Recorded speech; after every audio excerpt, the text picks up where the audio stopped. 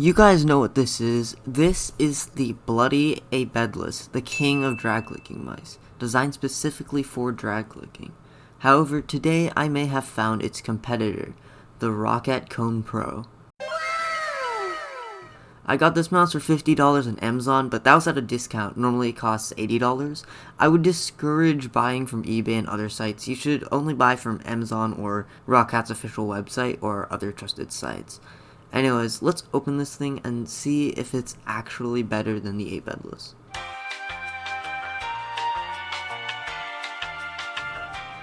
First impressions, the Kone Pro is extremely light. The Abedless is 120 grams, and this mouse weighs only 66 grams, which is even lighter than the Model O.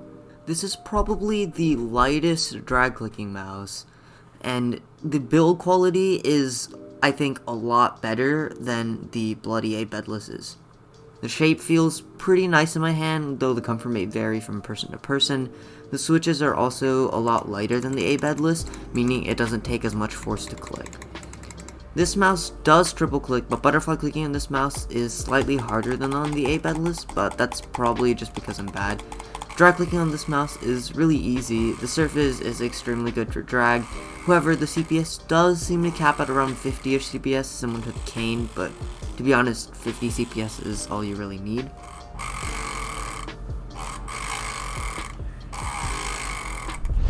Okay, future Yaya here. After using this mouse for a bit, I've gotten up to 60 CPS, so you can go higher. However, most of the time I can only get up to 50. So, yeah. Anyways, back to past Yaya.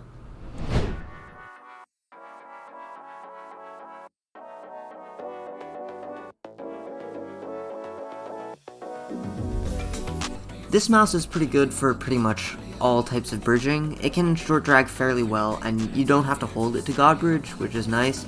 It can also tele bridge fairly well, though I did have some trouble getting used to the weight.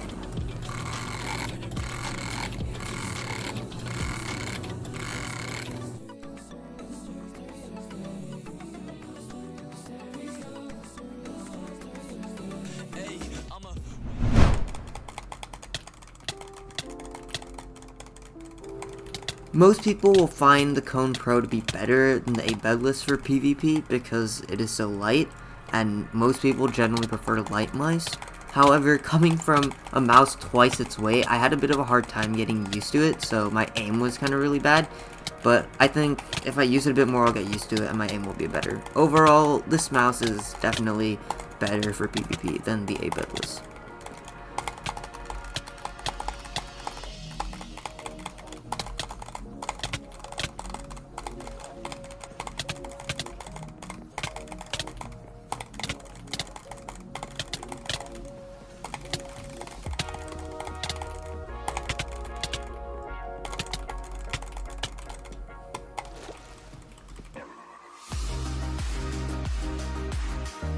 The Kone Pro does get less CPS than the Abedless, but I found that the difference in CPS isn't really that big, so it doesn't really impact it that much. I can still get really long clutches with the Kone Pro.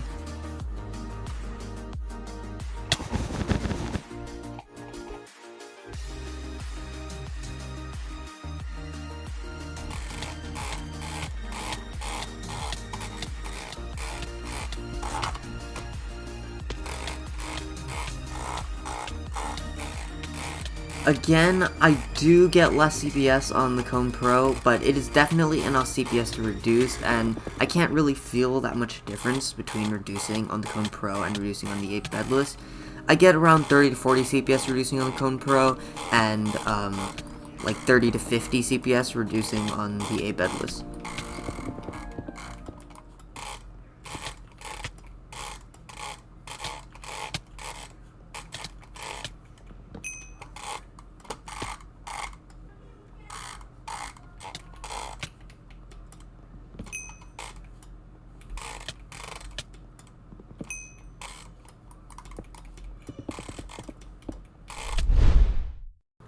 So, in conclusion, is the Kone Pro better at drag clicking than the Abedless? Well, no. The Abedless is better for just pure CPS. However, the Kone Pro is much better in aspects such as weight and shape. The one gripe I have about it is that the side buttons are placed very weirdly, and it's just kind of awkward for my thumb.